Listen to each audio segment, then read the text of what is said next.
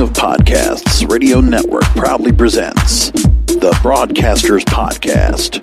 Here is the King of Podcasts.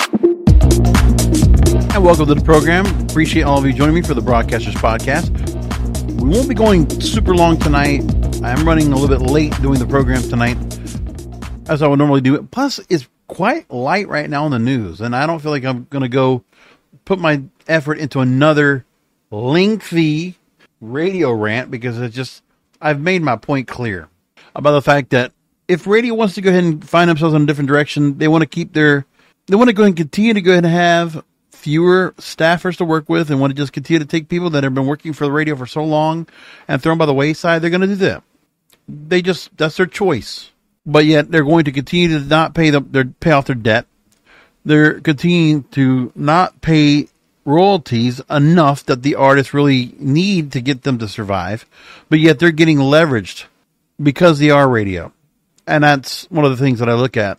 You know, it's just, even with the thought that I actually tried out and I subscribed for a month to a platform called Fader, Faidr, to see what it would be like to see if I can go and use this technology they have on the app for any radio station you want to listen to. It will detect when there are commercials that are going to be played and when they stop playing. And with this AI technology, this platform will then play music that will be similar to what you're listening to and whichever genre you're listening to. And they will make it so that you don't hear any commercials, or few, if all. That's pretty good. And I've tried it so far. And I still think about the fact that I don't know if would be enough for me to go ahead and turn on the radio and continue to try to support them because of what they've done or have not done. They've failed to do. But like I said, I wish that the radio companies out there, after the last 2 weeks of my commentary, would at least hear me out. Because I don't get sent to conventions. I don't go and speak at any podcast events because I never get invited. Hell, I mean, all due respect, I will say that one of the events offered me a chance to go ahead and submit a speaker panel, but not enough room to have me up there, and that's okay. So I didn't get to go. Again, I've done podcasting. It's going to be 20 years coming up next year. It'll be 19 years coming up in 2 weeks. August the 1st. And I guess we'll get to 20. I guess I'll be Susan Lucci. Won't be at a podcasting event. Yet I have claimed the name King of Podcasts since 2012, and I've done a lot of podcasts. I might be the oldest producer of podcasting with the longest tenured, right? I'm the one that's been doing it for the longest, and I've done the most content, I imagine. But okay, that's just the way it is. But of course, with radio, they are being disrupted by the digital disruption, which is anything the internet does. And as we know, with social media and social video now, for that matter, it continues to chip away on everything. So that's one of the real figures that I want to talk about in the program tonight, is what YouTube is doing. There's been a number of stories that come out about where YouTube is standing now among everything, because there's some big things happening. So one of the stories I got to bring up is about YouTube and TikTok eroding viewing time spent on streaming TV and movies. When the streaming services decided to go and start making cuts on content, and when they started to decide, well, we're going to start doing bundles with other said streaming services and try to bring the prices down. Prices went up, content decreased, and look what happens. When YouTube and TikTok might be ad-supported platforms, and Pluto TV and Roku and all these other fast services they call them, because they do have ad support on them, or Tubi, what has happening now is that people are going to go where the content is. That's not going to be a burden on them, on their paycheck, on their wallet, on their credit cards, because it's too much. I mean, we have more than a plethora of streaming services and a lot of things we could use to subscribe to. But how many things do I want to subscribe to now? Look, listen. For myself, I have Amazon Prime. One yearly payment. I make it one time. I have Peacock, so I can watch wrestling, pay-per-views. I mean, and also I have Spotify for my streaming audio. And I enjoy it, and I find a lot of use for it. I listen to a lot of Spotify. So I wouldn't be surprised if I listen to about 10,000 hours of Spotify a year. Not surprised if I do. Because I listen to Spotify several hours a day. I'm not even on audiobooks yet. I used to have Audible. I cut that out. And even now, I listen to so much music now, it's mind-boggling. And so to see that, and to see now that YouTube and TikTok are now taking up the space of time spent viewing for streaming TV and movies, well, we're now at that point. We were talking about that was happening more and more. Not too long ago, about a year ago, I talked about on this program. Well, Nielsen Media Research and other platforms out here, including Variety's intelligence platform, they're calling it out. And streaming services should be nervous. Netflix probably not. I mean, they're doing okay. They got their subscriber count. They have their content to some way. But when we see that some of the streaming services, they start cutting shows. Amazon cut some show they just had of theirs recently after a couple seasons. Paramount cutting Halo as I record tonight, among other things. I guess what's going on. Outer Range just got dropped after 2 seasons. And you got to ask yourself, what other shows are going to get taken out at the same time? Because we're going to start seeing some more names come out of this pretty soon. If you look at Rotten Tomatoes, they already talked about some of the highlights. Presumed Innocent is returning. And then we look at other shows that might be around or might not be around. Disney Plus had American Born Chinese canceled. Andor from Disney Plus canceled. Arcane League of Legends for the 2nd season canceled. After the 5th season of The Boys, they're going to cancel it. It's out. The Brother's Son on Netflix canceled. Cobra Kai will be ending after 6 seasons. Evil Season 4 on Paramount Plus canceled. Season 8 of Elite canceled. Good Omens on Prime Video canceled. Handmaid's Tale on Hulu after 6 seasons is done. Julia on Max canceled. We're going A to Z here, but there's a lot of names on this list. Mo Season 2 canceled. Schmigadoon on Apple TV Plus canceled. SEAL Team Season 7 on Paramount Plus canceled. Star Trek Discovery, that's over on Paramount. Sort of on Max. Star Wars The Bad Batch. Station 19 from ABC and Disney Plus. Stranger Things will be done after 5 seasons. Sweet Tooth on Netflix. Tokyo Vikes on Max. Umbrella Academy after 4 seasons. Upload after 4 seasons. Vikings Valhalla after 3 seasons. You after 5 seasons. That's it. And there will be more shows that will be canceled in the same time. It's going to happen. It's a matter of time. But what is one thing about these media companies, because of the inflationary period of the economic climate right now, of course, they're doing a lot of layoffs, but that's only going to do so much. So cutting costs, the issues of the strike, so many other underlying circumstances or obvious circumstances that are going on are causing them to go make changes. Again, the corporate blueprint that you use when you do this here, and then you continue to go ahead and have issues. Well, this is what happens. So let's go into what Variety's talking about. So in their research, linear TV has lost watch time to on-demand streaming. Rising video consumption on social media platforms is now increasingly competing with viewing that happens on streaming services. So 4 platforms are responsible for the social video content dominance. That's YouTube, TikTok, Instagram, and Facebook. They're massive and growing each year.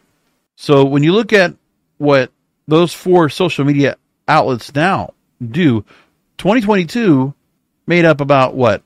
An hour, based on hours on each platform from 2022. Those platforms took up, let's just say 6 hours on average. 2023 increased that to 8 hours. Now increase it to 9 hours. TikTok has the most. Instagram is second. Facebook third. YouTube fourth. I think also that's going to come down to the fact that you're watching shorter form content, which is what, you can go through much more of that. And some people are just kind of willing to go through that. So TikTok now outstrips all of the social platforms in watch time, with users spending an average 2.48 hours per day on the app, as measured in March 2024.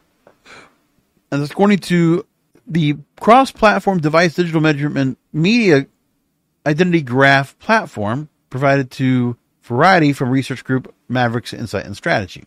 So some of the facts we're learning from this study is that social video increasingly dominates user activity on major social networks, as social networks have pivoted to short-form video-centric content strategies to compete with TikTok.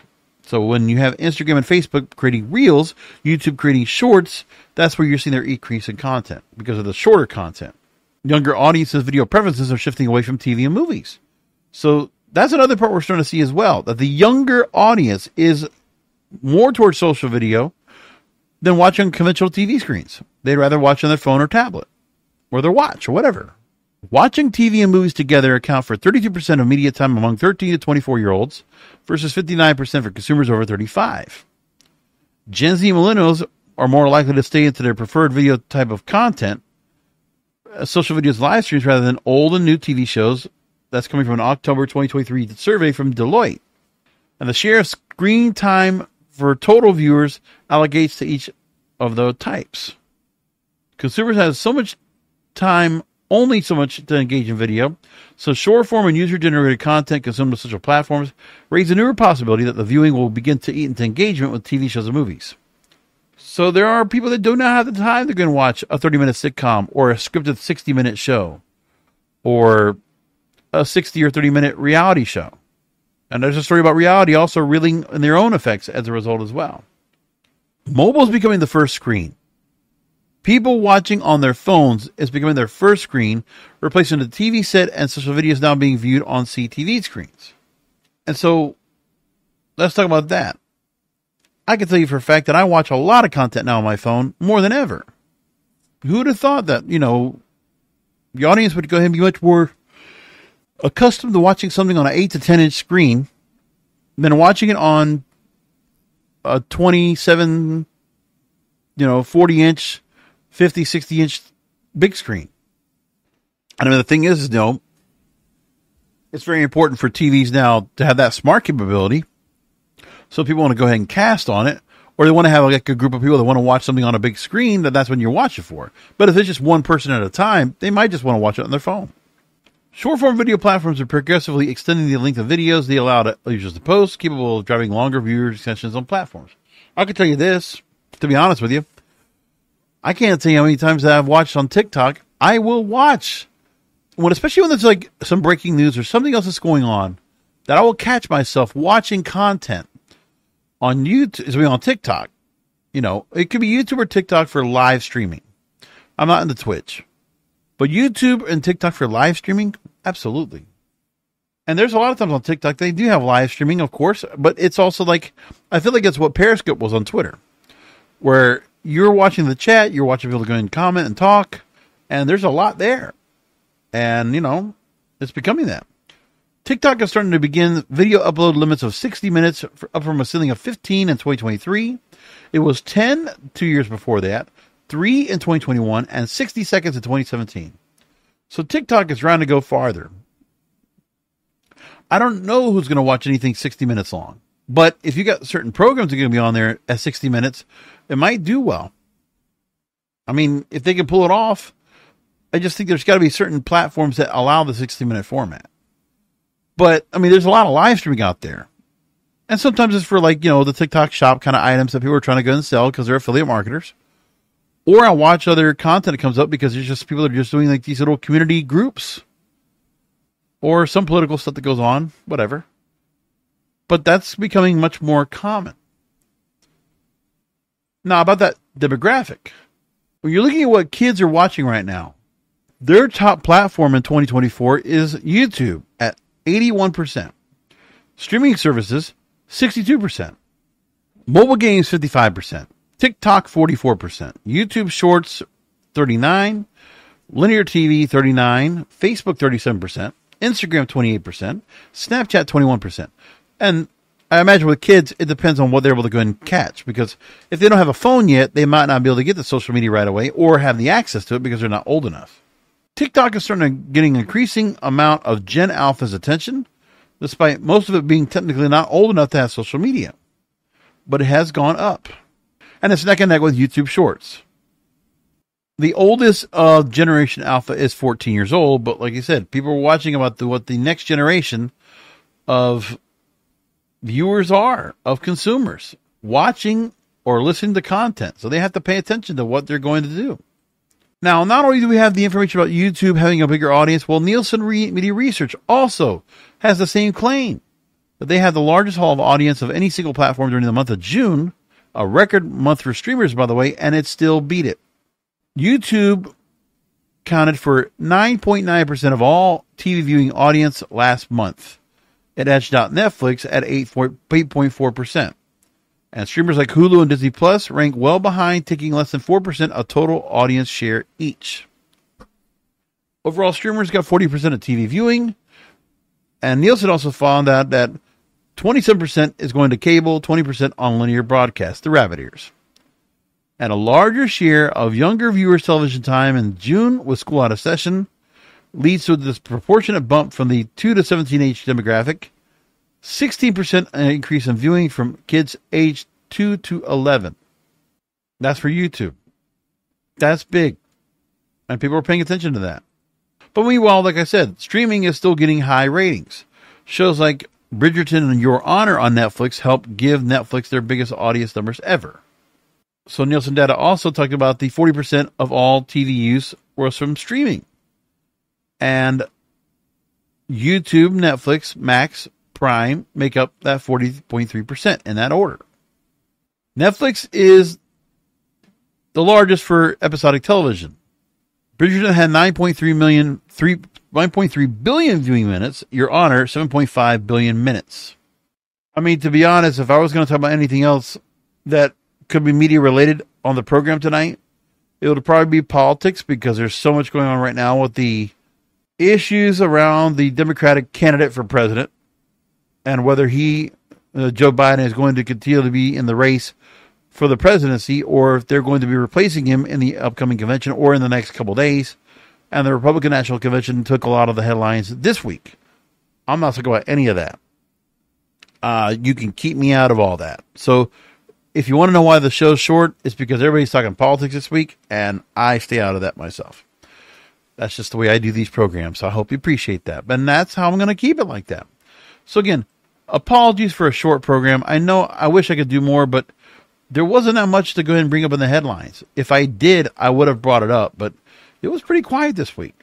Quite quiet in the world of the media industry, but we'll leave it there, and we'll keep an eye on things. I'll be watching Twisters in the movie theater this weekend. We'll see how that works out. Maxine was good last week. I got to watch that, among other things. Anyway, we'll leave it there. kingofpodcasts.com for all of my past content. If you like my radio rant, please go ahead and take a listen at it for yourself. The last couple of weeks, I thought it did really good. Remember, the content is king, and the control of your content is in your hands.